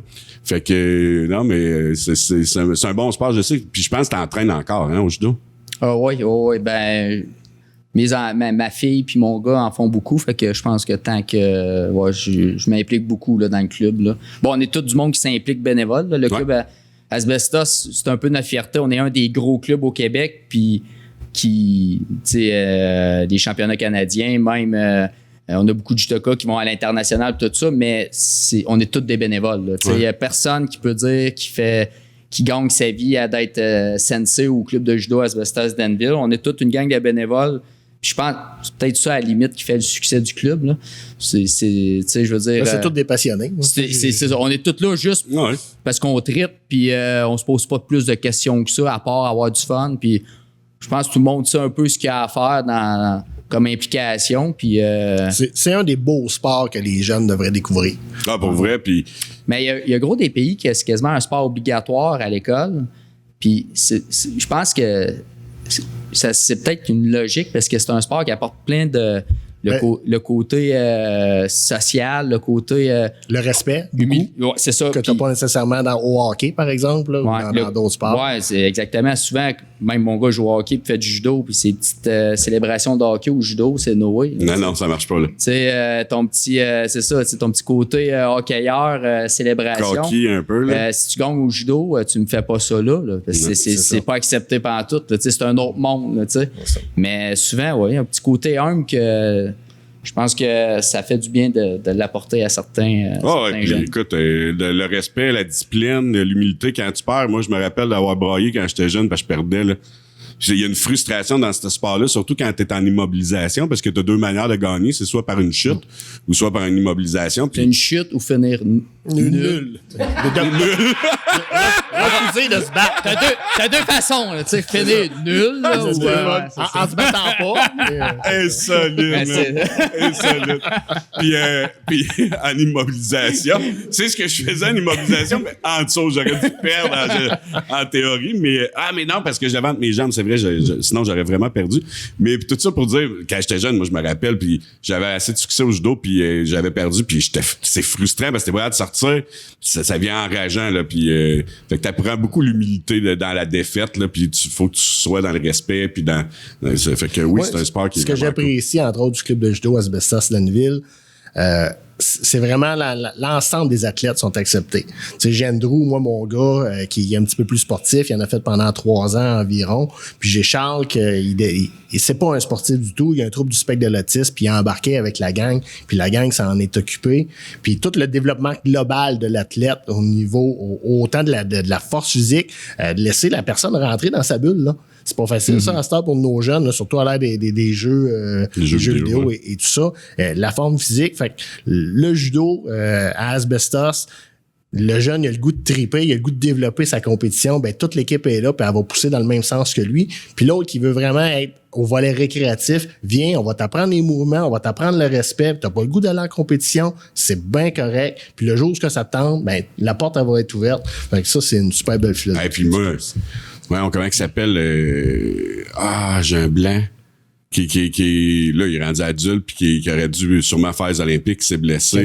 Kevin. Écoute, Kevin, moi, quand il a commencé, là, tout petit, pas en forme, pas trop écoutant, puis écoute, puis là, lui, il s'est développé là-dedans, mais jamais tu m'aurais dit, ce gars-là, il risque d'être un candidat pour les Olympiques. Je t'aurais dit, non. Kevin, c'était une des... Ouais, moi aussi, je trouve que c'est incroyable, là, mais ça démontre comment que le sport a une influence, puis comment que... Mais c'est ça, tu sais. Mais c'est une belle preuve que souvent, il faut que tu sois patient aussi, tu sais. C'est un sport, le judo, que tu peux te le permettre peut-être plus. Tu sais, souvent au hockey, on dirait que s'il n'a pas commencé à patiner à 4 ans, t'es déjà en retard, là, tu sais. Ouais. Je me souviens, mon gars a commencé à patiner 1 an plus tard que les autres, puis on aurait dit qu'on avait un retard à rattraper. Tandis qu'au judo, souvent, les athlètes, même qui performent plus tard, c'est sûr que, tu sais, fait qu'il y a le côté aussi patience avec les enfants. Je trouve que c'est important aussi, là, tu sais, un enfant... Kevin, son problème, c'est qu'il est sa courbe de croissance est super rapide. Souvent, ces gens-là, ben, ils ont comme des... La coordination n'est pas là. Mais tandis que quand il a eu fini sa courbe de croissance, puis la coordination a rentré, ben c'est là qu'il est rentré. Il a explosé, puis sa fenêtre à lui était là. Puis il est rentré dedans. Là, puis là, on lui enlèvera pas toute la persévérance qu'il y a eu, puis le travail qu'il a mis, là. Ça, c'est incroyable. Ouais. Mais, écoute, quand il était kid, jamais j'aurais dit ce gars-là, ça va être un de nos espoirs. Puis lui, il a cru, puis le club, il a cru. Puis comme tu as dit, effectivement, tu sais, il y a eu un développement. Puis c'est pas aussi pressant de performer au judo que dans bien d'autres sports. Là, que souvent, c'est ça. C'est pas long que tu as du retard, tandis que... Mais je pense que même en général... Il n'y a pas un enfant que tu peux avoir un barème, dire si t'es pas rendu là à cet âge-là, t'es déjà tu sais, c'est tellement relatif d'un à l'autre que c'est pour ça entre autres que je pense que c'est un des beaux sports là, à découvrir là, puis que quasiment chaque enfant devrait pratiquer un peu là, ouais, puis quand j'étais dans le CA du club de judo, on avait acheté des tapis justement dans le but de faire profiter les jeunes, tu sais, puis je pense que ça se fait encore là. Ah ouais, même on a acheté à Polyvalente là, d'amener ça puis dans les écoles primaires. Ouais, c'est ça, on a un concept à l'école de la Passerelle, on va là pas là, mais non. Avant Covid, j'allais là 2 midis par semaine. Wow. Justement, il y a des enfants là, la madame du midi vient me porter quasiment en disant tu sais, pauvre toi là, tu sais. Puis toi tu fais c'est mon meilleur. Ben pour vrai, souvent tu te dis, ben, go. Tu sais, c'est parce qu'il y a juste besoin de... Puis souvent, un petit gars ou une petite fille, ça lui fait du bien de se battre, tu sais. Mais c'est, dans un environnement encadré, il y a droit de se battre, tu as droit de te défouler parce qu'il y a souvent, ces jeunes-là, tu sais pas ce qui s'est passé ailleurs, puis il arrive là, puis il est frustré. Ben, regarde, bats-toi. Puis c'est quand ça va être fini, puis ça va t'avoir fait du bien, ben, tu sais. Fait que moi, c'est ça, tu sais. Je pense, le côté scolaire, là, c'est une des affaires que j'aime le plus faire, c'est là, à cause de ça, parce que j'ai des jeunes que je connais un peu souvent aussi, qu'est-ce qui se passe. OK, lui, c'est difficile ailleurs ou de quoi. Ben, il se défoule, tant mieux. Tu sais, il a du fun, puis il peut se défouler, il a le droit. Hey, écoute, Georges Saint-Pierre, c'est quelqu'un qui s'est fait tu sais, qui a été intimidé. Intimidation. Ouais, c'est ça. Ça aurait été le genre sûrement d'aller au judo puis de se défouler puis de développer un talent justement puis fait que non, c'est correct. Puis tu sais, j'essayais de faire un lien avec le fait que j'ai fait une nulle avec lui. Il n'a pas. J'essaie de lier tes frustrations à ça. Mais puis d'un autre côté, mon Pépel, c'est le côté baseball. Moi, j'associe plus avec toi. Tu sais, c'est ligue de balles, de baseball. Puis je me trompe-tu ou c'est... Ben, le baseball, c'est un de mes sports favoris. Ouais, hein? Baseball, softball, que j'ai eu la chance, écoute, à l'époque avec Doris Degg. Ben moi, je mets tout ça ensemble. Le balle molle, baseball, softball. C'est ça. Fait que, tu sais, j'adore pratiquer ce sport-là. Là, ça fait quelques années, étant donné qu'il y a moins de joueurs, ben là, il n'y a plus de ligue ici. Fait que j'ai moins la chance de le pratiquer. Mais écoute, je me suis occupé de la ligue ici avec Jean Lemay pendant ben des années, organiser les équipes, les horaires, le festival Les Gourmands pendant 7 ans. Je pense que j'ai organisé le tournoi là-bas. Puis, c'est de la peau, ça, là. C'était de la peau, mais c'était de la belle softball. Mais le baseball est revenu à la mode beaucoup depuis. Ouais. Encore là, quand j'étais à Québec en forme, c'est là que le baseball est revenu. Ouais. Où est-ce que Jean Lemay, entre autres, lui aussi qui est un grand tripeux de baseball, où est-ce que là, c'était avec un autre genre d'association, puis qui était plus récréative. Là, maintenant, après ça, on est devenu avec Baseball Québec. C'est de faire connaître le sport. Le sport, le baseball, c'est vraiment pas un sport qui est facile. T'sais, le taux de réussite au baseball, c'est extrêmement difficile. Tes meilleurs joueurs au baseball majeur, ils ont une moyenne de 40% au bâton, puis t'es un très, très, très bon frappeur. T'es une star, là. T'es une machine. Fait que, tu sais, faire vivre du succès aux jeunes, mais ça reste que c'est fun, puis c'est un beau défi. Mais ça a pris sa place à baseball. Il y a eu le soccer là, qui a fait vraiment une grosse montée. Puis même à SBSS, il n'y avait plus de ligue. Je parle mineur, le baseball mineur. Puis un jour, il y a quelqu'un qui a décidé de repartir ça parce que l'engouement recommençait. Puis là, ça fait 10-12 ans là, que c'est en place. Là. Ben, tu as eu la façon aussi de l'enseigner, le baseball, parce que là, à l'époque, tu avais un frappeur, puis tu avais les autres joueurs qui étaient dans le champ. Puis qu'après 2 minutes, tu commençais à faire des châteaux de sable, à tirer ses pissenlits. Fait que là, les jeunes, tu plates. Puis là, le soccer est arrivé, où est-ce que pendant 1 heure et demie de temps, tout le monde bouge. Tout le monde bouge, tu cours après un ballon. Écoute, c'est. Fait que là, le baseball en a pris pour son rhume. Mais là, les façons d'entraîner, de faire des ateliers, là, ça donnait une autre dynamique. Fait que c'est pour ça que là, on est capable d'avoir un petit peu plus de joueurs. Puis là, c'est le pickleball qui est cool. Écoute, moi, j'ai découvert ça cet été avec un bon chum à moi, Fred Tremblay, du groupe LTI. Puis le pickleball, je sais pas si tu connais un peu. Oh ouais. C'est un mélange de ping-pong géant, de tennis, puis de badminton, avec dimension de terrain à peu près badminton. C'est une raquette qui est rigide avec une balle en plastique qui est trouée. Puis ça s'adresse à une clientèle, peu importe, hommes, femmes, jeunes, moins jeunes. Moi puis Fred, on est 2 fiers compétiteurs. On aime ça. J'ai pas joué avec toi, mais Fred, ouais, effectivement, c'est lui qui m'a initié au pickleball. Puis tu sais, qui te laisse toujours penser que peut-être tu pourrais réussir un coup, mais que ça arrive jamais. Mais vous jouez à l'école ou ben, on a joué pas mal tout l'été, là, pas loin de l'école La Tourelle. OK, Il y a ouais. des terrains avec la ville, c'est la patinoire qui ont fait des terrains là-bas. Puis, écoute, ça donne aussi que moi puis Fred, on est du même calibre. Alors, écoute, c'est des matchs, on sort de là, on est épuisé. Puis je l'ai vu cette année, là, on a joué 3-4 fois semaine. Puis quand j'ai commencé ma saison de hockey cette année, là, j'avais pas le goût de mourir après ma partie. Là. J'étais comme, OK, on repart-tu? Bon, j'étais pas meilleur sur la glace. Juste plus en forme. J'étais juste plus en forme. Mais non, sérieux, c'est un beau sport. Puis à force d'y aller avec Fred, ben, on a côtoyé différentes familles. Comme je dis, des jeunes et moins jeunes, des personnes qui étaient peut-être plus actives, puis grâce au pickleball, ils s'amusent parce que si tu le joues de façon très récréative, puis de la façon que les règlements sont faits, t'es pas là pour tuer personne. Puis si t'as le goût de te défoncer puis de courir un peu plus comme moi puis Fred on fait, ben go, vas-y. Puis sérieux, là, c'est une belle découverte de mon côté. Ouais, c'est vraiment accessible, c'est ça. Tu peux y aller sans te défaire, là, puis sans te défoncer, puis tu peux jouer avec les plus jeunes. Tu peux, Mais as-tu une ligue organisée, mettons, à Asbestos? Je sais pas, en CBA, il y a des okay. Tu sais, il y a pas nécessairement de classement, mais différentes plages horaires. La ville d'Asbestos aussi a fourni des plages horaires aussi à l'école secondaire L'Escale, là, quand il n'y a pas de pandémie, bien sûr. Là. Mais non, c'est très, très intéressant. As-tu des compétitions, non? Oui. Ah ouais? À travers le Québec, oui, il y en a. Ah ouais? Assez qu'on pense, moi puis Fred, y aller. Ah, ben ça, j'allais dire, sûrement. Ah oui. Sûrement. Puis écoute, on a commencé à être craqués à un moment donné. Là, on a commencé à choisir nos raquettes là, un peu plus. Ben Fred, là, il est un peu plus fancy là-dessus. Là. Mais on regardait ça des compétitions, puis on regardait des fois ce qui se faisait un petit peu sur le net, puis on était là. Peut-être qu'on est dans le champ, là, mais on était probablement de calibre. OK. Donc, puis ce qui est important, faut pas que tu oublies, Pépel, c'est qu'une nulle, c'est bon. OK. C'est parfait. Ben, j'allais justement dire, s'il manque juste une nulle, ben, vous amenez Yann. Puis, c'est ça. Au pickleball, il n'y a pas moyen. Il va juste faire pour toi. Je peux pas geler quelqu'un à terre et me servir de mon poids, là. Non, ça m'aidera pas, ça.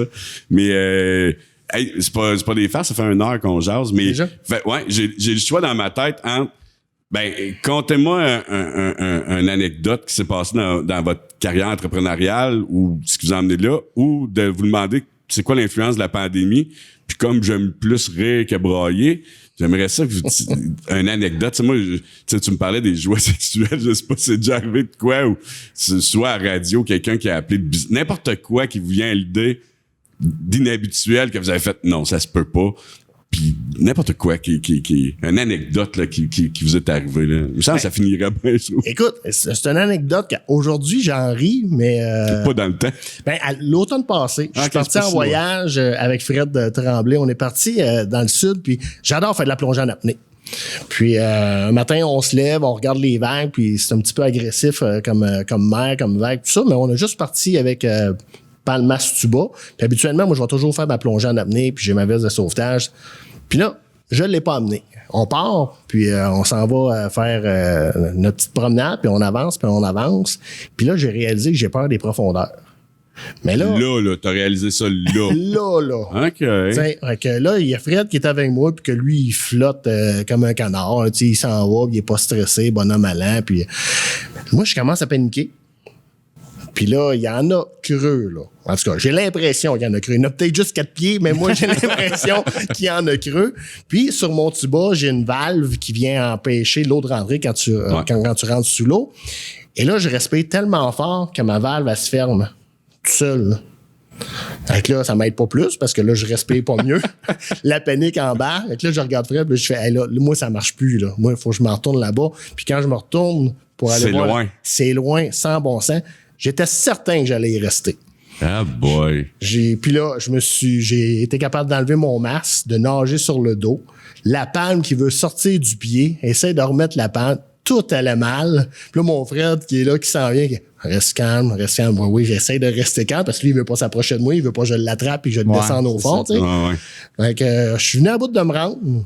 Puis finalement, j'ai été brûlé pour le reste de la journée. Plus de son, plus d'image. Puis pas parce que j'avais pris trop de Cerveza à l'époque. Écoute, fait que à cette heure, les autres sorties qu'on a faites durant la semaine, je vous jure, j'avais ma veste de sauvetage. Puis, mais comment tu fais pour faire de l'apnée avec la veste? Parce que c'est une veste de flottaison. Mais dans le fond, moi, je vais pas en profondeur. Il y en a, tu restes en surface. C'est ça, je reste vraiment en surface. Puis tu te promènes où il y a à peu près peut-être maximum 10 pieds d'eau, puisque t'as des coraux. Fait que t'as quand même accès à une belle visibilité puis aux poissons. Là. Fait que ça t'a amené de l'anxiété, savoir que t'avais pas ta veste, c'était comme, j'ai rien pour me sauver, là. J'ai pas de bouée, là. Ouais, puis fait qu'une crise de panique, là, tu sais, quand quelqu'un qui dit, hey, j'ai fait une crise de panique, est-ce que c'est quoi, c'est une crise de panique? Voyons donc, là. Welcome, on le sait, là. Et là, je le sais. Mais il doit y avoir je comprends que, puis c'est drôle parce que le pilote qu'on a fait, les invités étaient quand même prudents, mais puis on veut pas se payer la gueule des gens, mais c'est pas grave parce qu'on nommera pas de nom, mais il doit y avoir des appels weird. Tu sais, je vais en faire des fois de la radio avec vous autres, puis des concours, puis le monde appelle. Je peux pas croire que t'as rien de drôle, t'as pas pogné quelque chose qui t'a fait comme... Ça se peut-tu, je veux dire. On nomme pas de nom, c'est pas grave. Là. Ben, je pourrais même pas te le nommer parce que la personne c'est pas nommé, mais j'avais fait une intervention dans une chronique le matin, puis c'est à l'époque où est-ce que les infirmières faisaient des manifestations, des revendications pour leurs conditions de travail, puis avec tout le respect que je leur dois, puis c'est bien mérité. Mais il avait amené comme moyen de pression les pantalons de clown. Ah, ben oui. Puis moi, mon frère, il était pour la police à Montréal. Tu allais dire, il était clown. Non. Ça l'a insulté. Aussi. Mais tu sais, il avait utilisé ce moyen de pression-là et ça n'avait absolument rien donné. Puis j'ai fait une intervention en disant, écoute, moi, les pantalons de clown, je comprends pas. Je la comprends pas. J'adore pas. Et essayez de nous sensibiliser à votre réalité puis à tout ça. Puis, tu sais, vous êtes importante. Puis l'intervention, elle se termine, le téléphone sonne. Et tu t'es fait trincer. Je me suis fait ramasser. Ben, je dis là, c'est parce que j'ai juste dit que j'aimais pas les pantalons de clown, que je croyais pas à ce mouvement-là. En tout cas, mais c'est le clown, d'après moi, qui a pas passé, ça se peut-tu? Probablement. C'est un peu... Il y a clown, puis que clown. Ah, c'est ça. Puis c'est le stade. Sa conjointe était infirmière, puis elle travaillait des heures et des heures, puis elle travaillait très, très fort. Fait que, tu sais, je suis venu toucher une corde sensible pour la personne. Mais écoute, mais sinon, à part de ça, c'est plus moi qui joue des tours. Ah ouais? Ouais, quand j'appelle des clients ou des choses comme ça, c'est là que je vais leur dire hey, salut, c'est Steve à CJAN. Présentement, t'es en ondes et là, c'est le malaise. Hey, c'est clair. Mais moi, quand j'ai appelé au début à CJAN, tu sais, admettons qu'il y a des concours ou de quoi, je me posais tout le temps la question. C'est comme, je suis en onde, puis là, ça se demande. Tu sais, t'entends la radio dans les fois, ben, ça se fait moins, mais dans le temps, t'entends, je suis en onde! Ouais, c'est vrai. Ça l'arrivait plus avant. Ouais, quand tu connais pas comment ça fonctionne, là, fait que je suis pas. Mais j'ai déjà appelé, je sais pas si c'était Marie-Paul. D'après moi, c'est Marie-Paul. Je suis sûr que oui. J'ai appelé, je dis, ouais, j'appelle pour le concours. La réponse, ben, quel concours? Ben oui, le concours qui vient de passer à la radio, là. T'étais pas au bon poste? Là, j'étais au bon poste. J'agaçais Marie-Paul, tu sais. Elle fait, tu sais, Marie-Paul, elle était pas tout le temps dans les studios, elle était dans le bureau souvent, puis à la réception, pis tout, hey, t'as le cri, je cherchais le concours, je capotais. Il me semble que je n'ai pas entendu passer, personne m'en a parlé. Toi, Mick, c'est sûr que, écoute, là, toi aussi, t'envoies de toutes les sortes, là, on se le cachera pas, là. D'un bar, j'en ai vu plus. Oui, c'est sûr. Ouais. Je me rappelle, il y avait quelqu'un dans la région, quand que tu faisais jouer une tune de Guns N' Roses. Oh! Ah, ben oui. Il tombait, mettons, très excité. En transe? Ouais, en transe, puis il pouvait se dévêtir assez rapidement. Fait que, moi, au bar, c'est plus des jeunes d'une autre génération qui connaissaient pas. Fucké.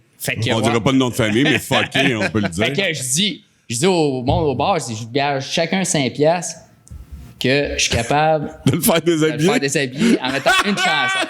Là, les jeunes, non. Ouais, DJ, il dit, même une toune de Guns. Fait que la toune à part, écoute. C'était immanquable. Ça a été. Ben, j'ai même pas pris l'argent parce que je trouvais que. C'était trop facile. C'était trop facile, mais c'était des voir les gens. Ben voyons, non, qu'est-ce que. Comment t'as fait ça? C'est ça. Tu sais, il était comme impressionné que. Mais. C'est parce que nous autres, les tunes de Guns, on y met des messages subliminaux. Hein? On dit déshabille-toi. Et lui, il capte tout. Il est ouvert au bout. Puis un autre au magasin, ben au Picsou, on disait tantôt, on est une petite ville. Fait que c'est pour ça que souvent, en général, quand les gens reviennent avec de quoi, ils disent « Ah, ça marche pas » tout ça. Je dis jamais un mot, je le reprends, puis tu sais, je leur revends usagé au pire, puis je veux pas faire de chicane en général. Mais tu sais, c'est ça. Les jouets pour adultes, ben c'est ça, la madame elle part avec, puis le lendemain, elle revient, puis ça faisait comme pas son affaire, tu sais. Il était-tu trop petit, trop gros, je veux savoir. Elle n'a pas choisi le bon, je sais pas trop. Fait que là, elle tournait pas dans le bon sens. Elle revient, elle dit là, moi, ça marche pas, là, c'est pas ce que je m'attendais. Ouais, mais là, écoute. Moi, j'aurais joué avec, mais vous l'avez mis où? Qu'est-ce qui se passe qui fait que vous l'avez mis? Pour être honnête, j'étais tellement assommé que quelqu'un ose faire ça que j'ai pas poussé plus loin. Tu vas faire le modèle au gaz après? Celui de Top Secret, tu te rappelles-tu du film Top Secret?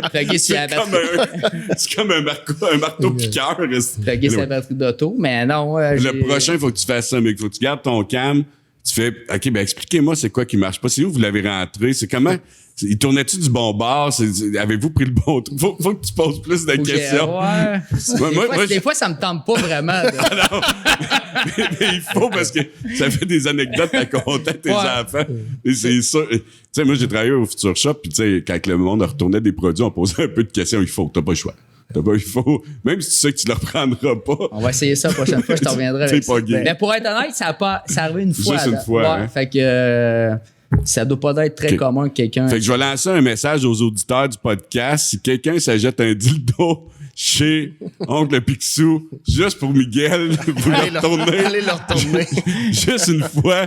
Même si vous voulez pas le retourner, retournez-les juste pour challenger-les. Si j'ai amélioré ma technique de retour. De retour sur le dildo. Vous pouvez l'essayer. Je suis prêt pour acquis que c'est dildo, mais ça peut être n'importe quoi. Toi, dans l'électronique, tu en aurais eu. Moi, dans l'électronique, j'ai eu beaucoup de... Mais c'est plus, moi, les anecdotes que j'ai... Ah non, mais ça m'est pas arrivé à moi, mais un des bons...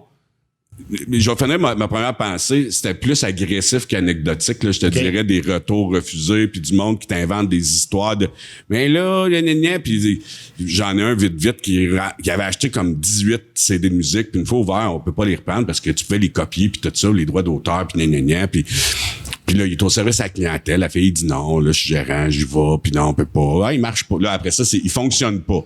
Ben, s'il fonctionne pas, on le rembourse pas, on t'en redonne un autre.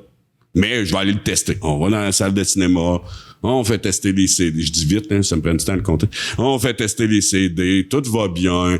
Là, je sais que Sony, dans ce temps-là, ils ont sorti un nouveau radio qui a une capacité spéciale, je me rappelle plus c'était quoi. Puis il y avait certains disques qui étaient pas compatibles avec ces types de radios-là. Fait que, je l'ai essayé Au final, que j'ai compris que le gars c'était un achat impulsif, puis il voulait juste se faire rembourser. Lui, il pensait qu'il fallait les emmener, les copier puis les ramener, là, tu sais. Fait que, puis là, à la fin, il me menaçait. Puis là, je serais pas capable d'acheter mes médicaments, puis si je meurs, ça sera de ta faute. Puis je suis comme, fuck, c'est toi qui les as achetés, les calices de CD, c'est pas moi, là. Je veux dire, moi, je fais juste pas te reprendre, là. C'est ton mais ça m'insultait.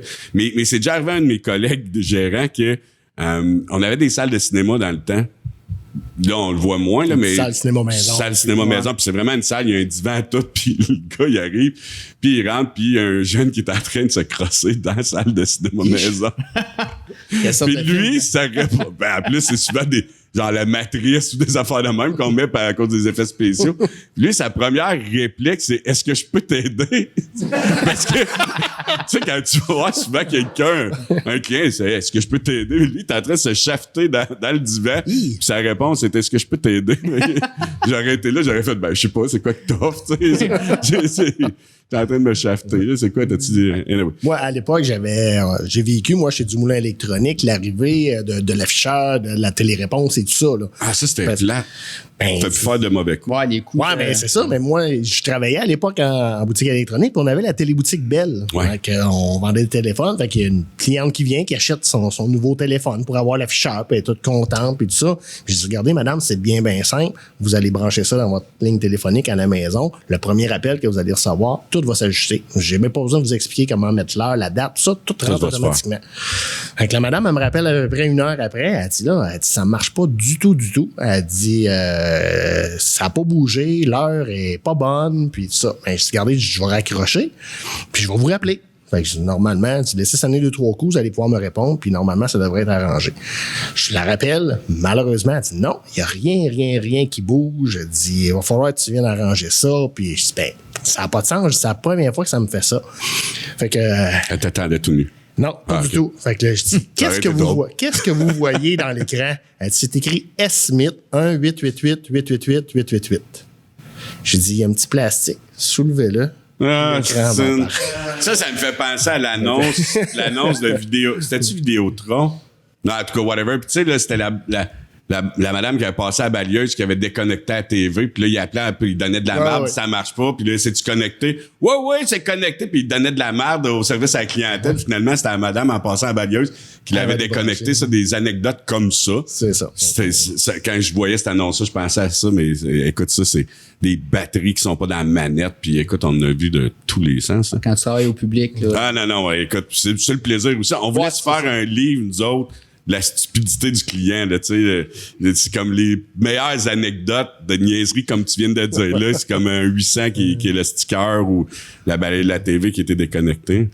Hey, ben, merci beaucoup, les boys, ça a passé vraiment vite. Il me semble que je continuerai encore. Il y a plein de choses qu'on n'a pas parlé, mais je pense qu'on a compris votre processus, puis c'est cool, là, la radio, puis on sait que Picsou, entre autres, ont des jouets sexuels. Entre autres, ouais. Entre autres. Mais qu'il faut pas les retourner. Ben, en tout cas, vous pouvez les retourner quand c'est Miguel, juste pour le challenger. Ouais, mais là, je vais améliorer ma technique. Ah oui. J'aurais aimé voir Yann aller faire le service à clientèle chez la cliente, comme il faisait avec l'autre, mais en tout cas. Ah non, mais c'est clair que si tu fais ça, c'est pas toi qui vas être mal à l'aise, là. Tu sais, tu fais comme, je dirais jamais ça. Hey, imagine, tu poses la question, mais c'est quoi, vous aimiez pas, madame? Des fois, des fois, tu dis, t'es gêné pour parce que tellement t'oserais pas faire ça. T'es gêné pour. Tu peux pas t'imaginer que quelqu'un passe cette ligne-là. Mais... ouais, ben c'est ça. Rendu là, toi aussi, t'en passes. Tu fais comme si elle l'a passé, moi, tout m'a passé. Mais ben, merci beaucoup. C'est notre deuxième. C'est vraiment cool. C'est le fun. On va pouvoir voir les entrepreneurs de la région puis voir leur développement, mais aussi ce qu'ils trippent, ce qu'ils aiment. Puis, super bonne idée. Ouais. Ben, merci, boys. Puis je vais vous souhaiter une bonne fin de soirée. Merci. La bière est finie. Moi, ça va avec la bière. Quand la bière est finie, j'arrive. Tiens les boys, à la prochaine.